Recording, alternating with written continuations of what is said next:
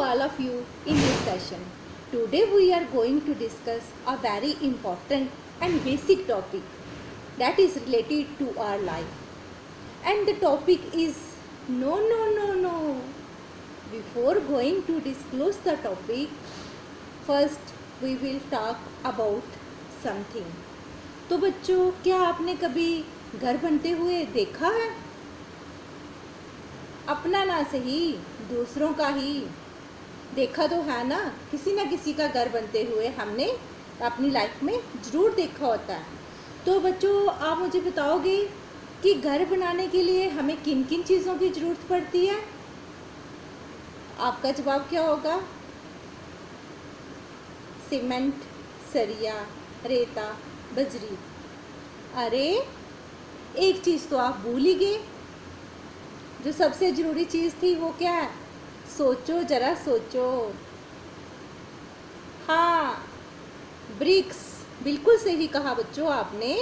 घर बनाने के लिए ईंट या पत्थर की ज़रूरत पड़ती है और यही ईंट और पत्थर मिलके ही हमारा घर जो है वो बनाते हैं। आपने देखा होगा जो आपके घर में लेबर या मिस्त्री आते हैं तो वो घर कैसे बनाते हैं। उनके पास क्या होता है ये समझ लो बच्चों। ये क्या? ईंटें, छोटी छोटी ईंटें। तो बच्चों, घर बनाने के लिए आपने देखा होगा कि क्या होता है, ये ईंट, ब्रिक्स जिसे हम कहते हैं, उनसे मिस्त्री आपके घर में कैसे घर बनाते हैं? वो क्या करते हैं, ऐसे रखते हैं और बीच में इनको किससे जोड़ते हैं? Cementing material. सीमेंट से अगर वो पक्का घर बना रहे हैं, कच्चा घर बना रहे हैं तो किससे जोड़ेंगे? मड से। तो इस तरह से उन्होंने इस घर को बनाना शुरू किया। फिर क्या करते हैं वो? एक लेयर के ऊपर दूसरी लेयर, दूसरी के ऊपर तीसरी लेयर, तीसरी के ऊपर नेक्स्ट लेयर।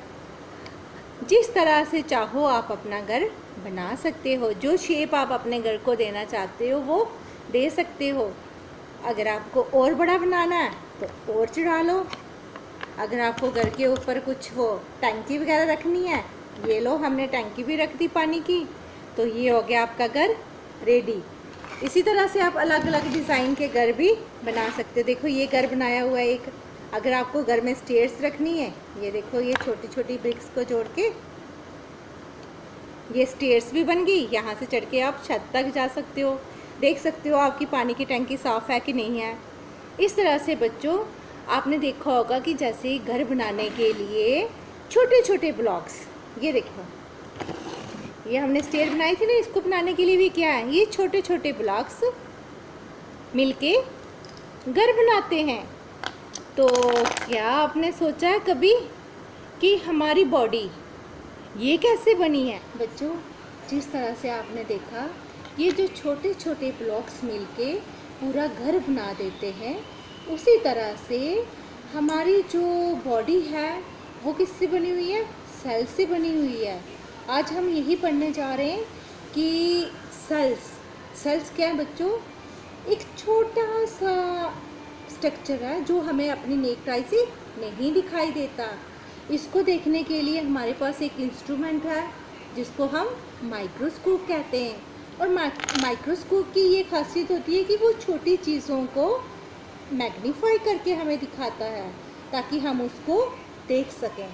बच्चों, यही छोटे छोटे सेल्स मिलके टिश्यूज़ बनाते हैं और ये टिश्यूज़ मिलके फिर ऑर्गन बनाते हैं। जब ऑर्गन्स मिलते हैं तो फिर क्या बनता है?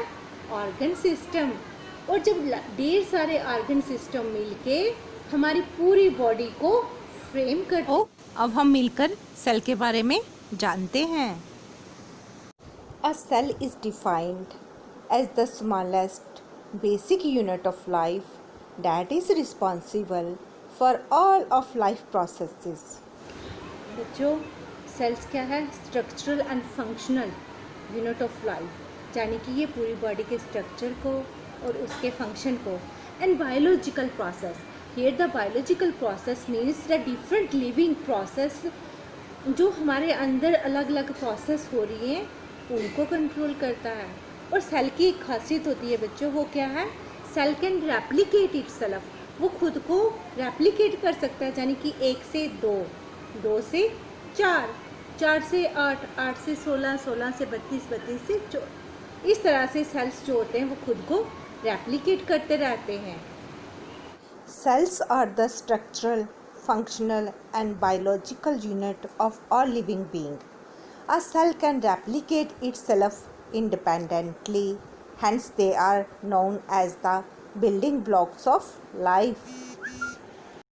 Each cell contains a fluid called the cytoplasm, which is enclosed by a membrane. Also present in the cytoplasm are several biomolecules like protein, nucleic acid and lipids.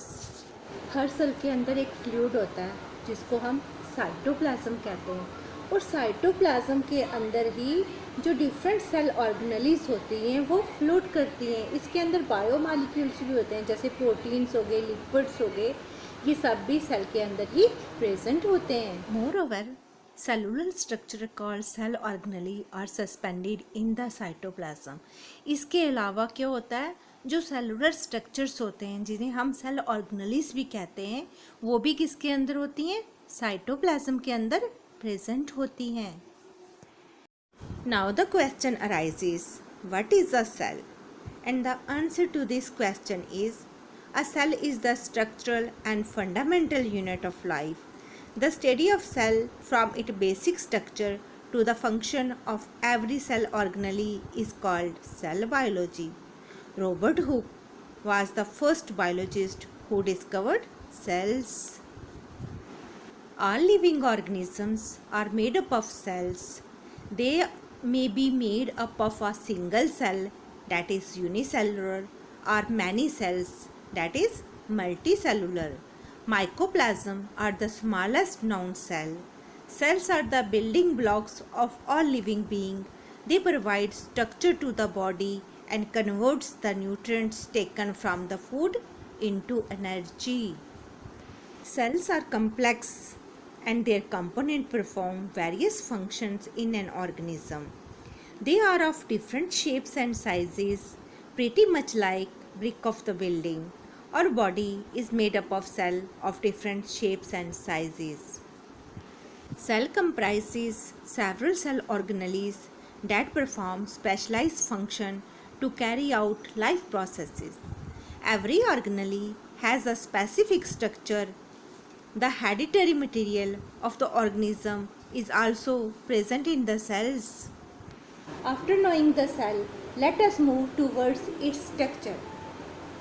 And the cell structure mainly consists of 3 parts, are mainly divided into 3 parts, that is cell membrane, cytoplasm and the nucleus.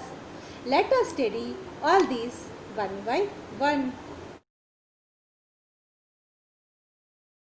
And the first one is cell membrane.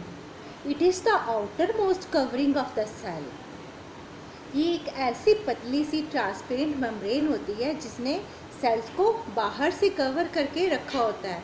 ये cell को shape provide करती है, उसको rigidity देती है। Animal cells में cell membrane होती है और प्लांट सेल्स में क्या होता है, cell wall and cell membrane दोनों present. And the first one is cell membrane. Cell membrane supports and protect the cell. Cell membrane क्या करती है, सेल को सपोर्ट करती है और उसको प्रोटेक्ट करती है. It control the movement of substances in and out of the cell. और ये क्या करती है, जो सब्सटेंसेस की मूवमेंट होती है उनको भी कंट्रोल करती है. It separates the cell from the external environment. और ये क्या करती है कि सेल को दूसरे जो उनके बाहर का इन्वायरमेंट है उससे भी बचाती है. The cell membrane is present in all the cells. और जो सेल मेम्ब्रेन है ये हर तरह के सेल्स में प्रेजेंट होती है, चाहे वो प्लांट सेल हो या फिर एनिमल सेल्स हो.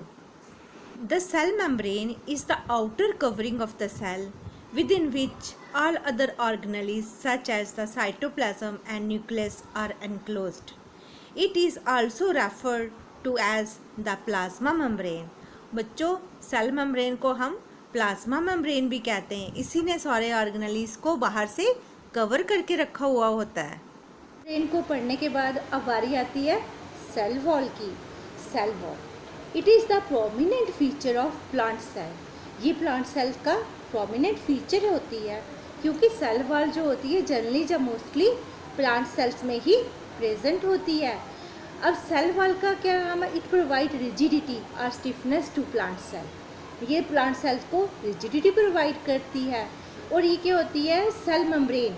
सेल मेम्ब्रेन की जो बाहर की लेयर है प्लांट सेल के अंदर, वो सेल वॉल कहलाती है। आओ बच्चों इसके बारे में डिटेल में पढ़ते हैं। अब आगे है cell wall. The cell wall is the most prominent part of the plant cell structure. It is made up of cellulose, hemicellulose and pectin. बच्चों सेल वॉल कहाँ पे होती है? प्लांट सेल्स में होती है। और ये किससे बनी हुई होती है? सेलुलोज की, हेमीसेलुलोज और पैक्टीन से मिलके ये सेल वॉल बनती है। The cell wall is present exclusively in plant cells. It protects the plasma membrane and other cellular components. The cell wall is also the outermost layer of the plant cell. बच्चों जो cell wall होती है ये कहाँ पे ज़्यादा आपको मिलेगी? प्लांट सेल्स में मिलेगी। ये प्लाज्मा मेम्ब्रेन जो होती है उसको इसने कवर करके रखा होता है। The cell wall is also the outermost layer of the plant cell. और ये क्या है? प्लांट सेल के सबसे बाहर की जो लेयर है वो सेल वॉल कहलाती है। It is a rigid and stiff structure surrounding the cell membrane. ये क्या करती है? ये सेल वॉल क्या करती है? जो सेल मेम्ब्रेन है उसको ढक के रखती है। It provide shape and support to the cells and protect them from mechanical shocks and injuries. इसके अलावा क्या करती है सेल वॉल? जो सेल को है एक सपोर्ट्स देती है और उसकी शेप को भी बनाती है और इसको मैकेनिकल शॉक्स या फिर चोट लगने से, इंजरी से भी सेल वॉल जो होती है वो सेल को बचाती है। And the next one is cytoplasm. The cytoplasm is a thick, clear, jelly like substances present inside the cell membrane. Cytoplasm क्या होता है? एक घना सा clear mean transparent like jelly like structure होता है जो सेल मेम्ब्रेन के अंदर प्रेजेंट होता है। Most of the chemical reactions within a cell take place in this cytoplasm. और बहुत सारी जो केमिकल रिएक्शंस होती हैं सेल के अंदर जो भी होती हैं वो कहाँ पे होती हैं? साइटोप्लाज्म में ही होती हैं। And the cell organelles such as endoplasmic reticulum, vacuoles, mitochondria, ribosomes are suspended in this cytoplasm. और जो सेल के अंदर सारी की सारी जो सेल ऑर्गेनेल्स होती हैं वो सब कहाँ पे होती हैं? साइटोप्लाज्म के अंदर ही होती हैं। After knowing the cell membrane, cytoplasm, now we will move towards its third component, that is the nucleus. बच्चों न्यूक्लियस क्या होता है? It is the central part of the cell. ये सेंट्रल पार्ट होता है सेल के अंदर के जो सेंटर का हिस्सा है वो न्यूक्लियस कहलाता है। It is a thick portion, thick and dense portion. ये थिक होता है और डेंस होता है बिकॉज इट कंटेन क्रोमोसोम्स। इसके अंदर क्या होता है? डीएनए और आरएनए प्रेजेंट होता है। अगर सेल्स जो है कोई भी सेल्स बिना न्यूक्लियस के सर्वाइव नहीं कर सकता और ना ही कोई भी बायोलॉजिकल प्रोसेस जो होती है वो न्यूक्लियस के बिना कंप्लीट होती है। आओ बच्चों हम इसके बारे में भी डिटेल में पढ़ते हैं। Nucleus, it is located in the centre of the cell. Nucleus is the storehouse of genes. Without nucleus cell can neither survive nor show specialised activities. Nucleus को हम स्टोर हाउस ऑफ जीन्स कहते हैं because DNA और RNA जो होता है वो nucleus के अंदर ही प्रेजेंट होता है और सेल न्यूक्लियस के बिना कोई भी एक्टिविटी परफॉर्म नहीं कर पाता। And the nucleus consist of 4 and. First is nuclear membrane, nucleoplasm, nucleus and the nuclear material. Late us study all these one by one. And the first one is nuclear membrane. Nucleus is separated from the cytoplasm by a membrane called nuclear membrane. Nucleus जो होता है वो cytoplasm से separate होता है एक membrane के ज़रिए जिसे हम न्यूक्लियर मेम्ब्रेन कहते हैं। This membrane is porous and allow the movement of material between the cytoplasm and inside the nucleus.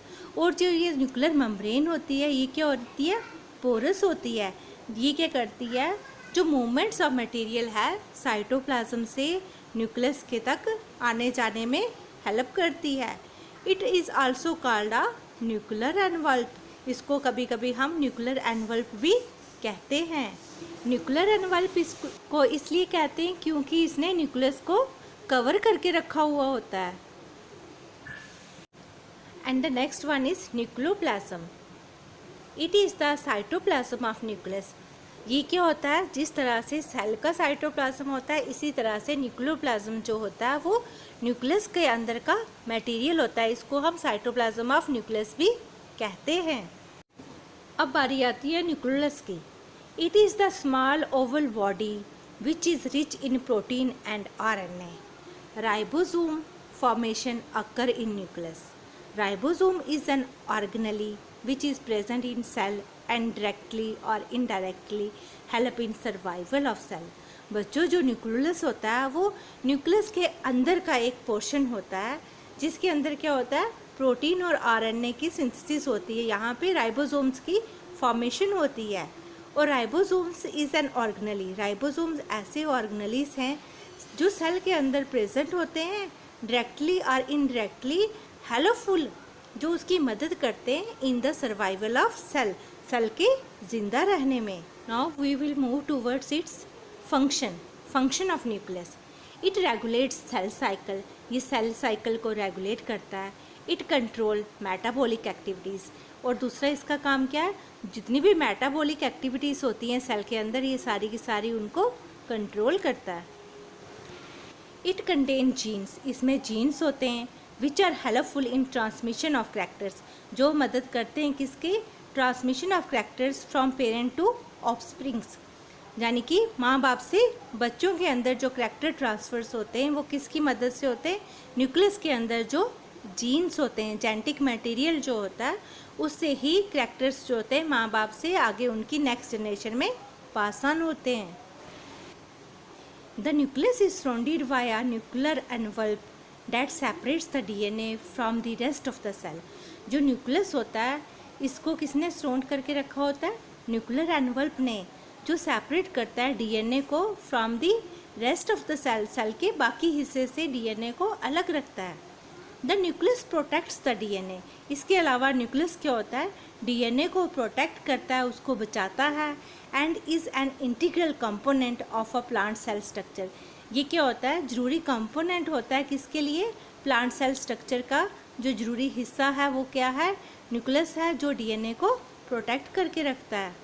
We will move towards cell organelles. Cell organelles, these are the floating bodies present in the cytoplasm. Cell organelles ऐसी bodies होती हैं जो cell के cytoplasm में float करती हुई देखी जा सकती हैं। इनमें mitochondria, Golgi body, endoplasmic reticulum, vacuole, lysosomes and so many. Let us study all these cell organelles one by one and also discuss their importance or function of these cell organelles. And the first cell organelle is mitochondria. It is known as the powerhouse of the cell. It is rod-shaped, double membrane. Its outer membrane is porous and inner membrane is folded in order to form cristae and contains small body oxysomes. Mitochondria को बच्चों हम powerhouse of the cell कहते हैं क्योंकि सारी की सारी जो एनर्जी होती है सेल के अंदर यहीं पे जनरेट होती है। माइटोकॉन्ड्रिया टू मेम्ब्रेन से मिलके बना होता है।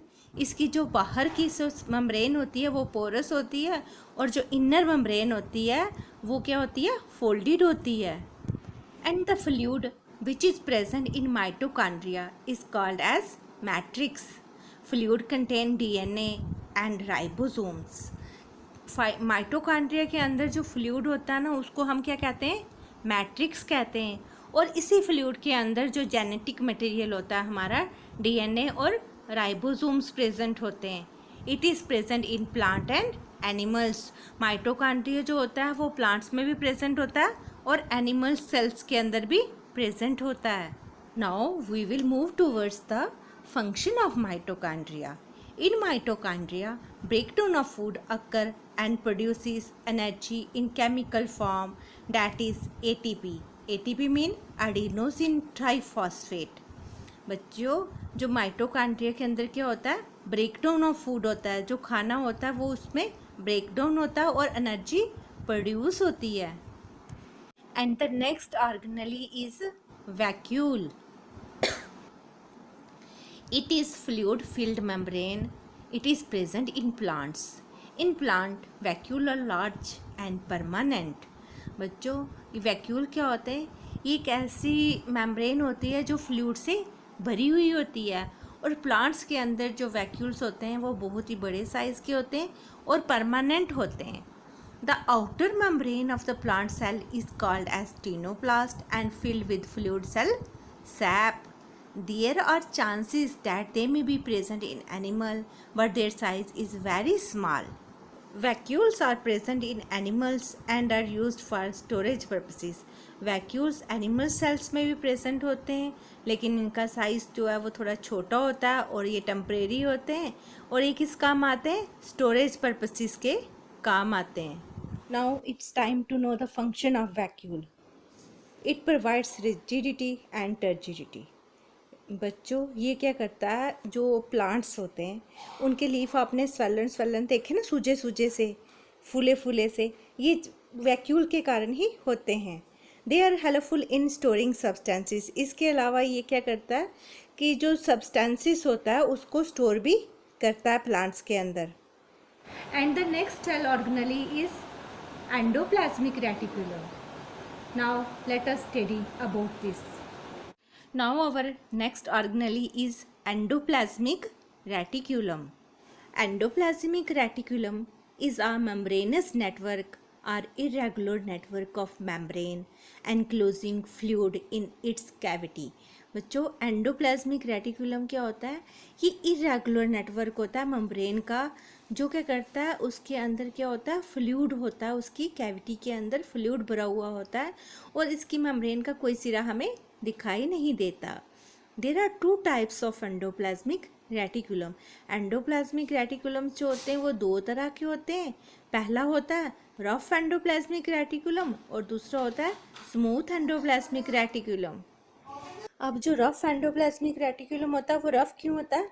Because ribosomes are attach to it, क्योंकि राइबोसोम्स उसके सतह पर लगे होते हैं, जुड़े हुए होते हैं। And smooth endoplasmic reticulum, in smooth endoplasmic reticulum ribosomes are not attached, और उसमें क्या होता है, स्मूथ वाले में राइबोसोम्स नहीं होते, इसीलिए ये स्मूथ एंडोप्लाज्मिक रेटिकुलम कहलाता है। Functions of endoplasmic reticulum. Smooth endoplasmic reticulum is helpful in fat and lipid synthesis. जो स्मूथ एंडोप्लाज्मिक रेटिकुलम होता है ये किस सेल की किस में मदद करता है? फैट एंड लिपिड की सिंथेसिस में। Endoplasmic reticulum forms skeleton framework of cell. Like bone and muscles makes our body framework. Similarly, endoplasmic reticulum forms the framework of cell. बच्चों, एंडोप्लाज्मिक रेटिकुलम क्या करता है कि हमारे सेल का फ्रेमवर्क, जो स्केलेटन फ्रेमवर्क होता है उसको बनाता है। जैसे कि हड्डियां और मसल्स हमारे बॉडी का फ्रेमवर्क बनाती हैं, उसी तरह से एंडोप्लाज्मिक रेटिकुलम सेल्स के अंदर जो होता है उसका जो स्केलेटन होता है वो फ्रेम करता है। Rough endoplasmic reticulum has ribosomes and helpful in protein synthesis. Rough endoplasmic reticulum provides the site for protein synthesis. जो रफ एंडोप्लाज्मिक रेटिकुलम होता है इसका क्या काम होता है? ये प्रोटीन की सिंथेसिस करता है। क्यों करता है? हमने बच्चों पढ़ा था ना कि इसके अंदर रफ इसीलिए होता है कि क्योंकि इसके ऊपर क्या होता है, राइबोसोम्स अटैच होते हैं, और राइबोसोम्स का क्या काम होता है? प्रोटीन की सिंथेसिस करना। Smooth endoplasmic reticulum is help in detoxification. इसके अलावा जो स्मूथ एंडोप्लाज्मिक रेटिकुलम होता है वो डिटॉक्सिफिकेशन में भी हेल्प करता है सेल के अंदर। अब हमारी जो नेक्स्ट सेल ऑर्गेनेली है वो क्या है? Golgi apparatus. अब गोल्जी अपरेटस कैसे होते हैं बच्चे? These are stacked membranes and flatten crispy having fluid filled vesicles. In plant cell it is called as dictyosomes. अब जो गोल्जी अपरेटस होते हैं ये क्या होते हैं? फ्लैटन स्ट्रक्चर होता है और जिसके अंदर क्या होता है? फ्लूइड फिल्ड वेसिकल्स, छोटे छोटे वेसिकल्स भी होते हैं इसमें, और प्लांट सेल्स के अंदर इसको क्या कहते हैं हम? डिक्टोजोम। Function of Golgi apparatus. They secrete, packages and dispatches the cellular secretion. They are helpful in the formation of cell membrane. ये क्या करते हैं, जो सेल ने सिक्रेशन होती है सेलुलर के अंदर जो फ्लूइड होता है, ये उसको सिक्रेट भी करते हैं, उसको पैक भी करते हैं और फिर डिस्पैच भी करते हैं। तो ये सारा काम किसका होता है, सेल के अंदर गोल्जी apparatus का। और they are helpful in the formation of cell membrane. इसके अलावा ये किस में मदद करते हैं, जो सेल मेम्ब्रेन होती है उसको बनाने में भी गोल्जी apparatus जो है वो सेल की मदद करता है। और next cell organelle is lysosomes. अब लाइसोसोम्स क्या होते हैं बच्चों, these are membrane bound vesicle containing powerful digestive enzymes. ये ऐसे मेम्ब्रेन बाउंड वेसिकल्स होते हैं जिनके अंदर क्या होता है, डाइजेस्टिव एंजाइम्स होते हैं। Functions of lysosomes, they destroy foreign material. बच्चों जैसे ही हमारे बॉडी के अंदर कोई फॉरेन मटेरियल चला जाता है तो ये इनका काम क्या होता है लाइसोसोम्स का, उसको डाइजेस्ट करना, उसको ख़त्म करना। They remove the component which are worn out. इसके अलावा जो हमारे सेल टूट जाते हैं तो उनको भी ये क्या करते हैं, ख़त्म कर लेते हैं, खा लेते हैं। They act as suicidal bag as they can even eat up their own cell if they get damaged. ये किसका काम करते हैं, सुसाइडल बैग का काम करते हैं। यहाँ तक कि अगर इनके अपने सेल, जो लाइसोसोम्स के अपने सेल हैं, वो भी डैमेज हो तो ये उनको भी निगल जाते हैं। After knowing the structure of the cell, let's move towards its function. Here we will discuss the generalized function of the cell, and the generalized function of the cell depends upon cell structure, cell shape. Cell provides structure for the body. Cell क्या करते हैं, हमारी body के लिए structure provide करते हैं। Take in nutrients from food, और food से न्यूट्रिएंट्स जो पोर्शन होता है वो लेते हैं। Convert those nutrients into energy, फिर वो उन न्यूट्रिएंट्स को एक एनर्जी में कन्वर्ट करते हैं। And carry out specialised function, फिर उस एनर्जी से क्या होता है, वो सेल अपने अपने जो उनके स्पेशल फंक्शन उनको असाइन होते हैं वो परफॉर्म करते हैं। और सेल हैज़ द एबिलिटी, और सेल में इतनी एबिलिटी होती है that it can replicate itself, वो खुद को रेप्लिकेट कर सकता है। And pass characters from parents to offspring, और ये जो करैक्टर्स, जो हेरिडिटरी करैक्टर्स होते हैं, ये ट्रांसमिट करता है from one generation to next generation. And the cell provide 6 main functions. They provide structure and support, facilitate growth through mitosis, allow passive and active transport, produce energy, create metabolic reaction, and aids in reproduction. Let's study all the functions of the cell one by one. And the first function of the cell is provide structure and support. Like a classroom is made of bricks, every organism is made of cells. बच्चों जैसे आपने देखा आपकी classroom किससे बनी हुई होती है, ब्रिक्स से बनी हुई होती है। इसी तरह से हर एक ऑर्गेनिज्म किससे मिलके बना हुआ है, सेल से मिलके बना हुआ है। While some cells such as collenchyma and sclerenchyma are specifically meant for structural support, all cells generally provide the structural basis of all organisms. For instance, skin is made up of a number of skin cells. Vascular plants have evolved a special tissue called xylem, which is made of cells that provide structural support. बच्चों जैसे हमने देखा कि बड़े सारे sales किस लिए बने हुए हैं, हमारी बॉडी को स्ट्रक्चरल सपोर्ट देते हैं। जैसे जाइलम है प्लांट्स के अंदर, ये भी प्लांट्स में क्या देता है, स्ट्रक्चरल सपोर्ट्स का काम करता है। देखो स्किन सेल इस तरह के दिखते हैं माइक्रोस्कोप के under. And the number 2 is facilitate growth through mitosis. In complex organism, tissue grow by simple multiplication of cell. कह रहे कि जो बड़े ऑर्गेनिज्म होते हैं उनमें हमने क्या देखा है, टिश्यू कैसे ग्रो होते हैं, इनमें सिंपल मल्टीप्लिकेशन होती है।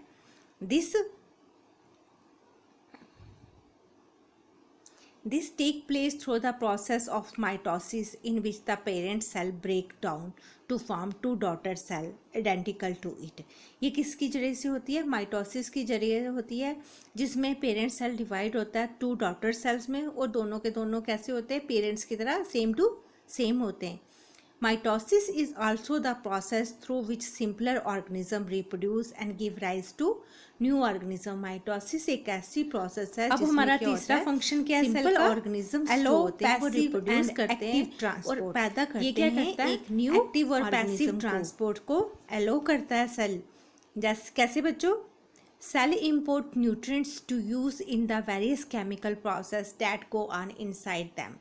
This process produce waste which a cell needs to get rid of. Small molecules such as oxygen, carbon dioxide and ethanol get across the cell membrane through the process of simple diffusion.